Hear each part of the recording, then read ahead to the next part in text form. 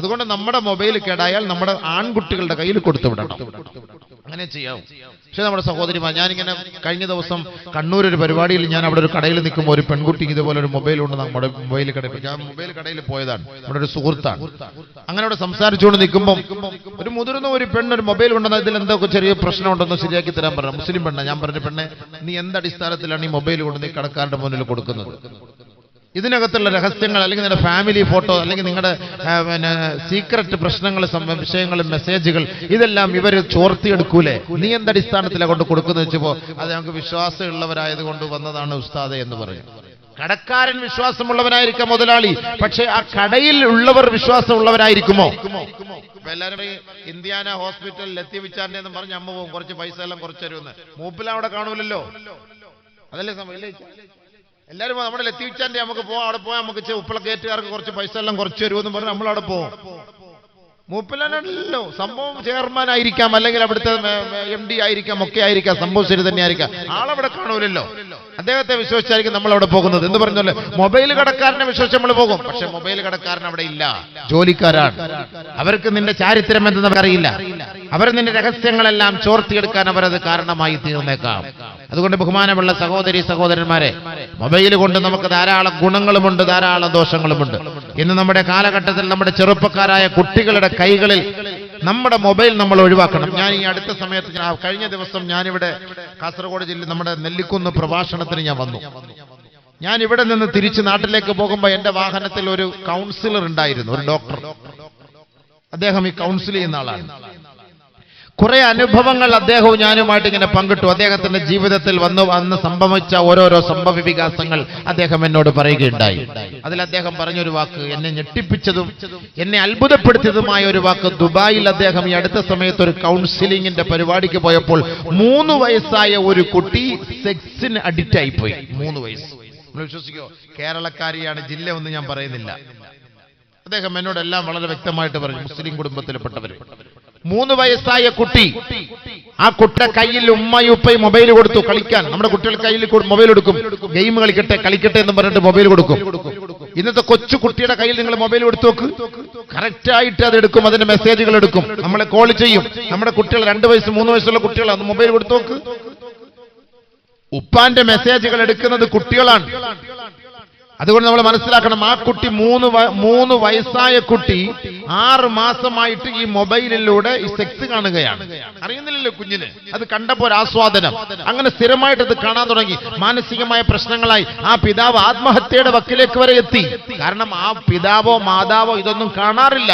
പക്ഷെ ഈ മൊബൈൽ നമ്മൾ ഉപയോഗിക്കുമ്പോൾ, നിങ്ങൾ EP അബൂബക്കർ കാസിമി എന്ന് പറഞ്ഞൊരു നമ്മൾ അതിലൊരു നമ്മുടെ പേരടിക്കുന്ന സമയത്ത് ഒരു വാത് കേൾക്കാൻ വേണ്ടിയിട്ട് പേരടിച്ചാൽ തൊട്ടുമോൾ EP അബൂബക്കർ കാസിമി കാണും, തൊട്ട് താഴെ ചിലപ്പോ ഷക്കീലയും കാണും, ചിലപ്പോ സെക്സികളും കാണും, ഭാവനയും കാണും, കാവ്യ മാധവനും കാണും. അപ്പൊ ആളുകൾ പറയുന്നത് എന്താ? EP ഉസ്താദ് കാവ്യ മാധവൻ ഒരുമിച്ചിരുന്നു, EP ഉസ്താദ് മീര ജാസ്മിൻ ഒരുമിച്ചിരുന്നു, EP ഉസ്താദ് ഷക്കീലായി ഇതാ ചേർന്ന് നിൽക്കുന്നു. അങ്ങനല്ലേ പറയുള്ളൂ. എതിരാളികൾ നോക്കിയിരിക്കുകയാണ്. കൊള്ളാം, ഇത് മതി നമുക്ക്, ഇനി അടുത്ത മെസ്സേജ്, നമുക്കെതിരെ അടുത്ത പരിപാടിയായി. അങ്ങനെയല്ല ഇന്ന് മീഡിയകളിൽ കാണുന്നത്. ഒരാളെ നിന്ദിക്കലാണ്, ഒരാളെ നാണം കെടുത്തലാണ്, ഒരാളുടെ ഇസ്സത്തിനെ തകർക്കുന്നതിന് വേണ്ടിയാണ് ഇന്ന് നമ്മുടെ മുസ്ലിമീങ്ങൾ അടക്കമുള്ള സഹോദരങ്ങൾ മീഡിയകൾ ഉപയോഗിക്കുന്നത്. 1400 വർഷങ്ങൾക്ക് മുമ്പ് തന്നെ പരിശുദ്ധമായ ഖുർആനിൽ അല്ലാഹു സുബ്ഹാനഹു വ തആല ഇങ്ങനെയൊക്കെ ഒരു സംഭവം ഉണ്ടാകുമെന്ന് മനസ്സിലാക്കിക്കൊണ്ട് തന്നെയാണ് അല്ലാഹു സുബ്ഹാനഹു വ തആല സൂറത്തുൻ നൂറിലൂടെ ആയത്തിറക്കിയത്. ബിസ്മില്ലാഹിർ റഹ്മാനിർ റഹീം.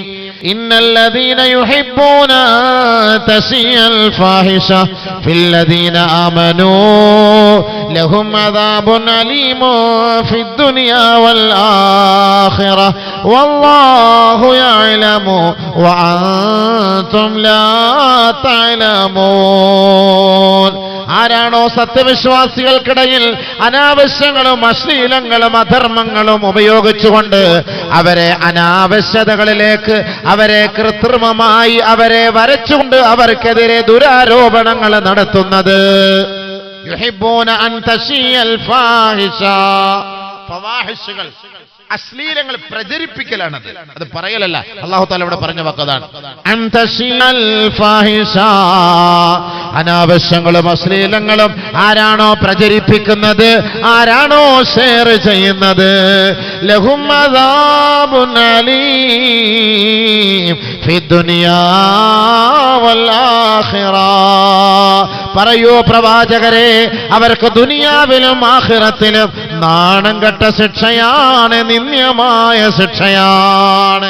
ഒരു മനുഷ്യൻ ഒരാളുടെ ന്യൂനതകൾ വെളിപ്പെടുത്തി കഴിഞ്ഞാൽ ആ ദുനിയാവിൽ നിന്ന് അവൻ മരണപ്പെടുന്നതിന് മുമ്പ് ആരാണോ നിന്റെ ന്യൂനത വെളിപ്പെടുത്തിയത്, അള്ളാഹു നിന്റെ രഹസ്യങ്ങളെ വെളിപ്പെടുത്താതെ നിന്റെ റൂഹിനെ പിടിക്കുകയേ ഇല്ല.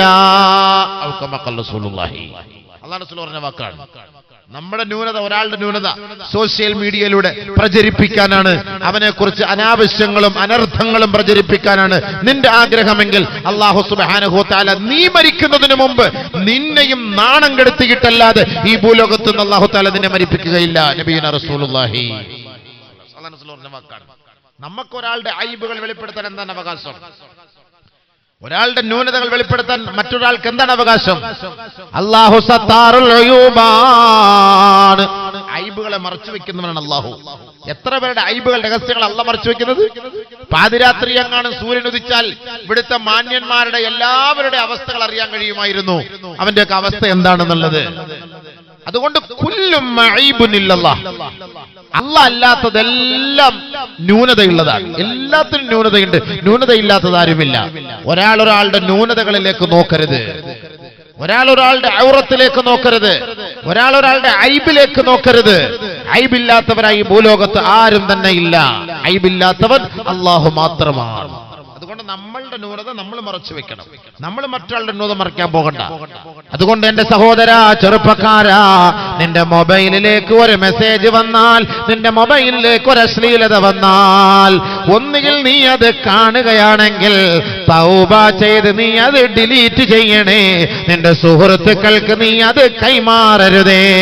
ആദരവായ റസൂലുള്ളാഹി തങ്ങൾ പറഞ്ഞു, ഒരാൾ ഒരു അശ്ലീലമായ ഫോട്ടോ കാണുകയും അത് പ്രചരിപ്പിക്കുകയും ചെയ്തു കഴിഞ്ഞാൽ ആ വ്യക്തി, ആ പ്രചരിപ്പിച്ച വ്യക്തി ആ അശ്ലീലതയ്ക്ക് കൂട്ടുനിന്നവനെ പോലെയത്രേ. ഒരു വ്യഭിചാരത്തിന്റെ ഫോട്ടോ നമ്മുടെ മൊബൈലിലേക്ക് വന്നു, നമ്മൾ അത് മറ്റൊരാൾക്ക് മെസ്സേജ് ചെയ്തു കൊടുത്തു.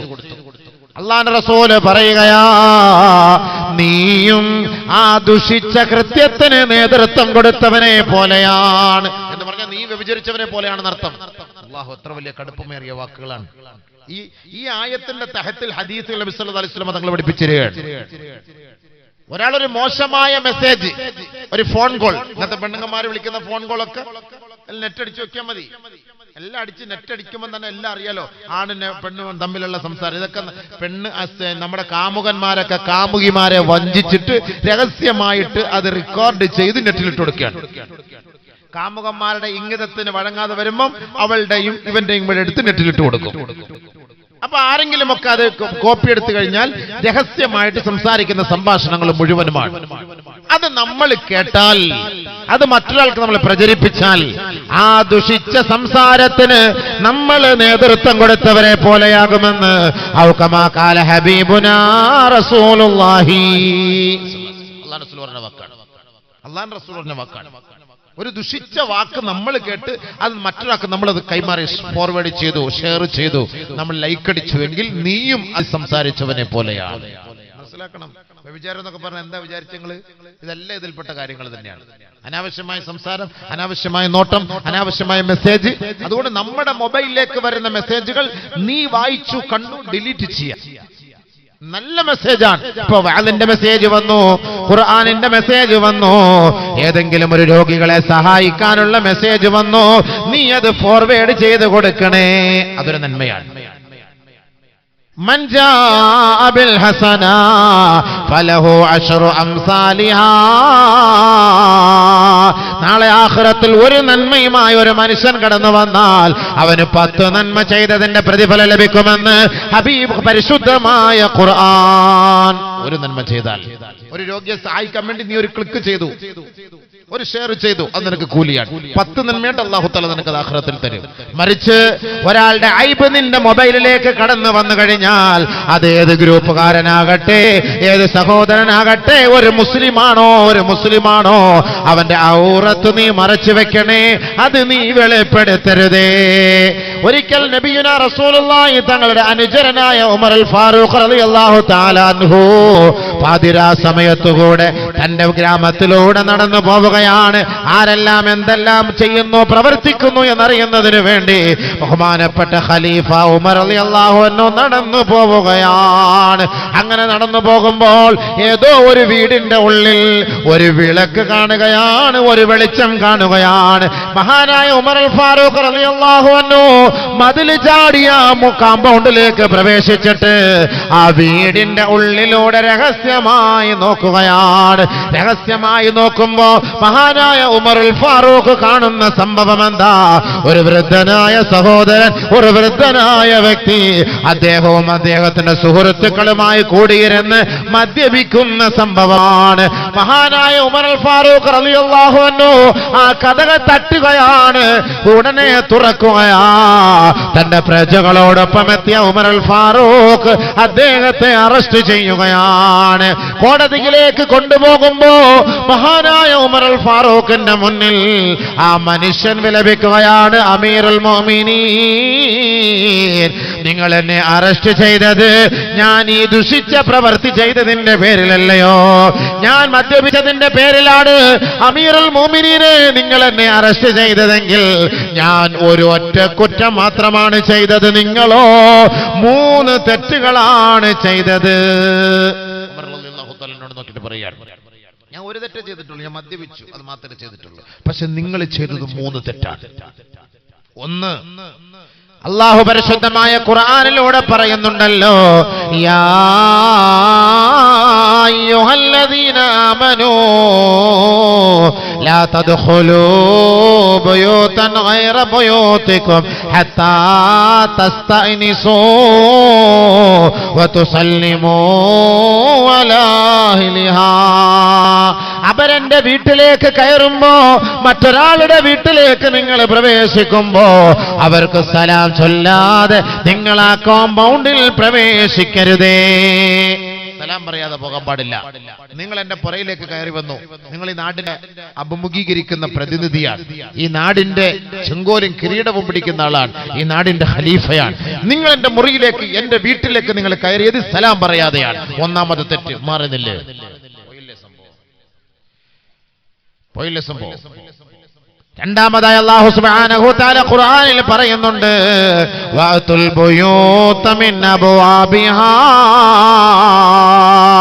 ഒരു വീട്ടിലേക്ക് പ്രവേശിക്കുമ്പോ വീടിന്റെ പിന്നാമ്പുറത്ത് നിന്ന് വരുതേ, വീടിന്റെ നേർക്ക് നിന്ന് മുന്നിലൂടെ നടന്നു വരണമേ. അടുക്കളയുടെ ഭാഗത്ത് നിന്നല്ല വരേണ്ടത്, പിറകു ഭാഗത്ത് നിന്നല്ല വരേണ്ടത്. അത് കള്ളന്മാർ വരുന്ന ശൈലിയാണ്. വീട്ടിലേക്ക് പ്രവേശിക്കുമ്പോൾ വീടിന്റെ നേരായ വഴികളിലൂടെ കയറി വരണം, അതാണ് വേണ്ടത്. പക്ഷെ നിങ്ങൾ വന്നതോ മതിൽ ചാടിയിട്ട് പിന്നാലെ നിങ്ങൾ കടന്നു വന്നു. ഖുർആനിനെതിരാണ് നിങ്ങൾ പ്രവർത്തിച്ചത്. ഒരു മദ്യപിക്കുന്ന ആള് പറഞ്ഞ വാക്കുകളാണ്, ഹദീസിൽ വരുന്ന സംഭവമല്ലേ ഇത്. മൂന്നാമത്, പരിശുദ്ധ ഖുർആനിൽ അല്ലാഹു പറയുന്നില്ലയോ, വലാ തജസ്സസൂ, ആരുടെയും രഹസ്യം അന്വേഷിക്കരുതേ, രഹസ്യം ചൂഴ്ന്നെടുക്കരുതേ. അല്ലാഹു സുബ്ഹാനഹു വ തആല പറഞ്ഞ ഈ 3 വാക്കുകൾക്കും നിങ്ങൾ എതിരാണ് ഖലീഫ ഉമറേ നിങ്ങൾ പ്രവർത്തിച്ചത്. അതുകൊണ്ട് ഒരു തെറ്റ് ചെയ്ത ഞാനാണോ കുറ്റക്കാരൻ? 3 തെറ്റ് ചെയ്ത നിങ്ങളാണോ കുറ്റക്കാരൻ?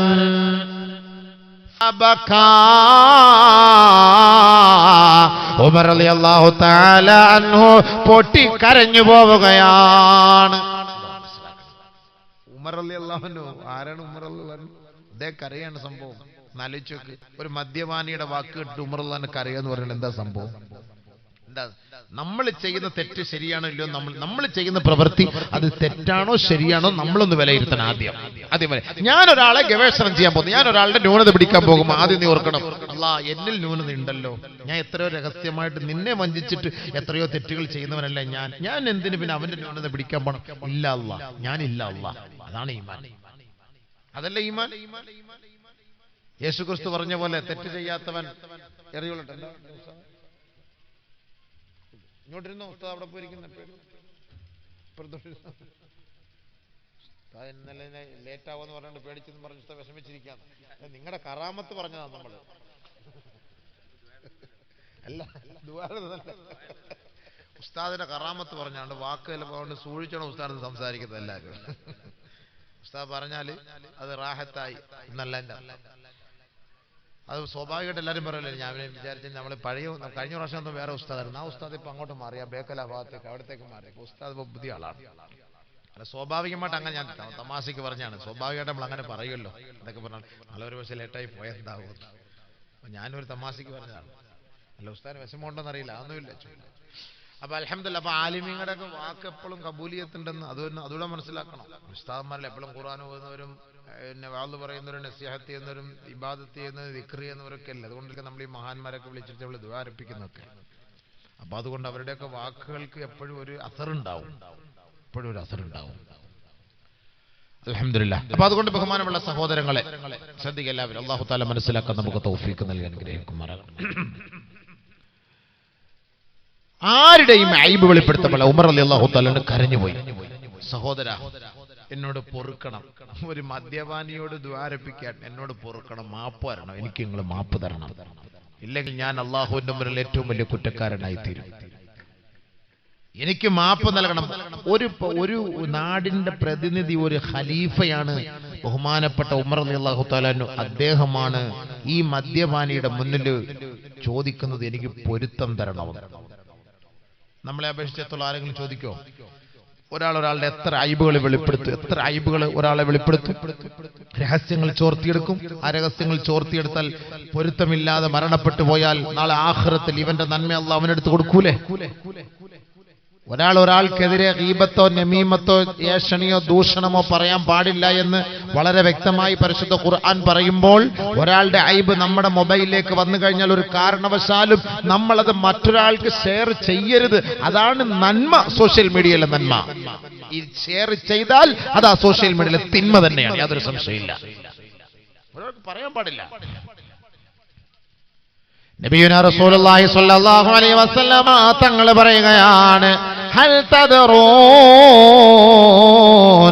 മൻ ശിറാറുൻ നാസ്. ജനങ്ങളിൽ നികൃഷ്ടരാരെന്ന് നിങ്ങൾക്കറിയുവോ സ്വഹാബ? ജനങ്ങൾ നിന്ദ്യരാരെന്ന് നിങ്ങൾക്കറിയുവോ സ്വഹാബത്തെ? അള്ളാന്റെ റസൂല്, അള്ളാന്റെ പ്രവാചകനായ ഹബീബായ തങ്ങളെ സ്വഹാബാക്കളോട് ചോദിക്കുകയാണ്. ഖാലൂ അല്ലാഹു വറസൂലുഹു അഅലം. അല്ലാഹു റസൂലുമല്ലാതെ ഞങ്ങൾക്കറിയില്ല ഹബീബേ. നബിയുനാ റസൂലുള്ളാഹി സ്വല്ലല്ലാഹു അലൈഹി വസല്ലമ തങ്ങളോട് ബഹുമാനപ്പെട്ട സഹാബാക്കളെ പറയുകയാണ്, അല്ലാഹുവിന്റെ റസൂൽ പറയുകയാ, ദുൽ വജ്ഹൈൻ ഔ ദു ലിസാനൈൻ. രണ്ട് മുഖമുള്ളവരാണ്, അല്ലെങ്കിൽ രണ്ട് നാവുകളുള്ളവരാ. ഹബീബ റസൂലുള്ളാഹി തങ്ങൾ സ്വഹാബാക്കളോട് പറഞ്ഞപ്പോ ബഹുമാനപ്പെട്ട സ്വഹാബാക്കൾക്ക് കാര്യം മനസ്സിലായില്ല. ആരാ മോശക്കാരൻ? ജനങ്ങളിൽ മോശം ആരാ? ഏറ്റവും നികൃഷ്ടനാരാണ്? വൃത്തികെട്ടവനാരാണ്? രണ്ട് മുഖമുള്ളവനാ, രണ്ട് നാവുള്ളവനാണ് നബിയുനാ റസൂലുള്ളാഹി. അല്ലാഹുവിന്റെ റസൂലിന് കാര്യം മനസ്സിലാക്കി കൊടുക്കുകയാണ് സഹാബാക്കൾക്ക്. യഅതി ബിഹൗലാഇ ബിവജ്ഹിൻ വയഅതി ബിഹൗലാഇ ബിവജ്ഹിൻ. ഒരാളുടെ ഭാഗത്ത് ഒരു മുഖത്തോടുകൂടി പോകും, അതേ വ്യക്തി തന്നെ മറ്റൊരു സന്ദർഭത്തിൽ മറ്റൊരു മുഖ സാദൃശ്യമുള്ളവനായി മാറും. മനസ്സിലായില്ലേ? നമ്മുടെ കാര്യം തന്നെ ഉസ്താദിനോട് വന്ന് പറയും, ലത്തീഫ്ച്ചാക്ക് സപ്പോർട്ട് ചെയ്തിട്ട് പറയും, ലത്തീഫ്ച്ചാക്ക് എതിരായിട്ട് ഉസ്താദിനോട് പറയും. ഉസ്താദിന്റെ കുറ്റം ലത്തീഫ്ച്ചടുത്ത് പോയി പറയും. ഒരേ ഒരാള്, ഉദാഹരണം അങ്ങനെ പറയുന്നില്ല, ഉദാഹരണം പറയാണ്. പള്ളിയിലെ പ്രസിഡന്റിനോട് പോയിട്ട് ഉസ്താദിനെ കുറ്റം പറയും. നിങ്ങളെ കുറിച്ച് നിങ്ങളുടെ ഇമാമ് വളരെ മോശമായിട്ടാണല്ലോ പറയുന്നത്. നല്ല മനുഷ്യനായിരിക്കും, ഉസ്താദിനൊക്കെ എപ്പോഴും വന്ന് രാവിലെ കട്ടൻ ചായക്കോ ചേർന്നിരുന്ന് കുടിക്കും, ബിസ്ക്കറ്റൊക്കെ തിന്നുന്ന മനുഷ്യനാണ്. എന്നിട്ട് പോയിട്ട് വിത്തിനെ പറഞ്ഞു കൊടുക്കും. ലത്തീഫ്ച്ചാടെ ഇവിടെ വന്ന് തിന്നിട്ട് ഇവിടെ വന്നിട്ട് പറയും, ഉസ്താദ് നിങ്ങളെ കുറിച്ച് ലത്തീഫ്ച്ച മോശമായിട്ട് പറയുന്ന, അടുത്ത മാസം നിങ്ങളെ മാറ്റുമെന്നാ തോന്നുന്നത്, സംഭവം കണ്ടിട്ട് അങ്ങനെയാണ്. നിങ്ങൾ എവിടുന്ന് വണ്ടി വിടാൻ തീരുമാനിച്ചിട്ടുണ്ട്? എൻ്റെ അടുത്ത് അങ്ങനെ സംസാരിച്ചിരുന്നു. ഇത് രണ്ടുപേരും ഇതൊന്നും അറിയുന്നില്ല സംഭവം. എന്നാ ഒരാളാണ് പ്രചരിപ്പിക്കുന്നത്. എങ്ങനെ?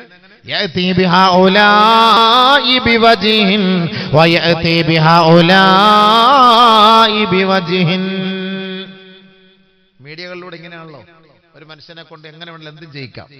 വലത് കൈ കൊണ്ട് വെള്ളം കുടിക്കുന്ന മനുഷ്യനെ ഇടത് കൈ കൊണ്ട് വെള്ളം കുടിപ്പിക്കുന്നതായിട്ടാക്കും. വലത് കൈ കൊണ്ട് ഭക്ഷണം കഴിക്കുന്നതിനെ ഇടത് കൈ കൊണ്ട് ഭക്ഷണം കഴിക്കുന്നവനായിട്ട് മീഡിയക്കകത്താക്കി കൊടുക്കും. ആവശ്യമില്ലാത്ത പരിപാടികളൊക്കെ ചേർത്ത് വെച്ചു കൊടുക്കും. എന്നിട്ട് നിസ്കരിക്കാനും വരും, നോമ്പ് കുടിക്കാനും വരും, ഇബാദത്തെടുക്കാനും വരും. അപ്പൊ ഇവിടെ വരുമ്പോ ഒരു മുഖം, അവിടെ മീഡിയക്കകത്ത് കയറുമ്പോൾ മറ്റൊരു മുഖം. അപ്പൊ ആരായിവൻ?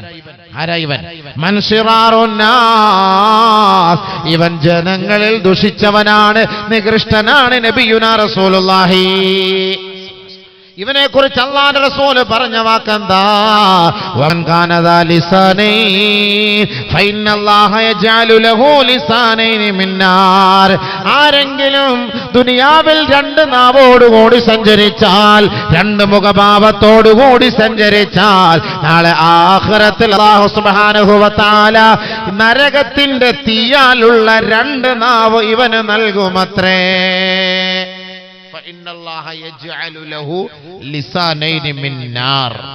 നരകത്തിന്റെ രണ്ട് നാവ്, നരകത്തിന്റെ രണ്ട് നാവ് അല്ലാഹു തആല ഇവന് നൽകും.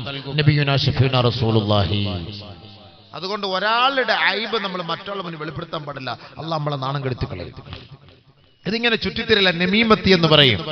ഇതിങ്ങനെ വെറുതെ ഇവന്റെ കാര്യം അവിടെ പറയാ, അവന്റെ കാര്യം ഇവിടെ പറയുക, വെറുതെ വാട്സപ്പ് എടുത്ത് ഗ്രൂപ്പ് ഇട്ട് ചുമ്മാ അങ്ങോട്ട് തിരിച്ച് ഇങ്ങോട്ട് തിരിച്ച് ഇങ്ങോട്ട് തിരിച്ച് ആവശ്യമില്ല. നമ്മുടെ സമയം വേസ്റ്റാണ്. ലാ തുളയ്യൂ ഔഖാതകും ഫഇന്നൽ വഖത ദഹബുൻ വലാ തുളയ്യൂഹാ. സമയം നിങ്ങൾ വേസ്റ്റാക്കല്ലേ, അത് സ്വർണ്ണാണ്.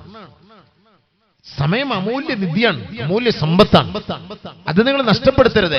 ആവശ്യമില്ലാത്ത കടിപിടിക്ക് വേണ്ടി നിങ്ങൾ സമയം ചെലവാക്കാൻ പാടില്ല. നന്മകൾക്ക് വേണ്ടി നിങ്ങൾ ആ സമയം ചെലവാക്കുക. ഇതൊക്കെ നാളെ ആഖിറത്തിൽ അല്ലാഹുവിന്റെ മുന്നിൽ ഇതിന് ചോദ്യമുണ്ടാകും. നിങ്ങൾ ആവശ്യമില്ലാത്ത ചർച്ചയ്ക്ക് വേണ്ടി, തർക്കങ്ങൾക്ക് വേണ്ടിയും നിങ്ങൾ ഇതിനു വേണ്ടി പരിശ്രമിച്ചാൽ തീർച്ച നാളെ ആഖിറത്തിൽ അതിന്റെ നഷ്ടമുണ്ടാകും.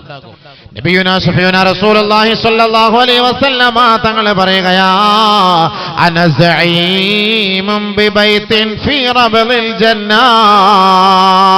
സ്വർഗത്തിന്റെ കൊട്ടാരം കൊണ്ട്, സ്വർഗത്തിന്റെ പൂമുഖത്ത് ഞാൻ ഇതാ ഒരു ഭവനം കൊണ്ട് ഞാൻ വാഗ്ദാനം ചെയ്യുകയാ. ഏ ഉമ്മത്തികളെ, നിങ്ങൾക്ക് സ്വർഗലോകത്തൊരു കൊട്ടാരം വേണമോ? ആ കൊട്ടാരം നിങ്ങൾക്ക് നൽകാമെന്ന് ഞാൻ ഇതാ ഉറപ്പ് നൽകുകയാണ്. ഫീ റബദിൽ ജന്ന.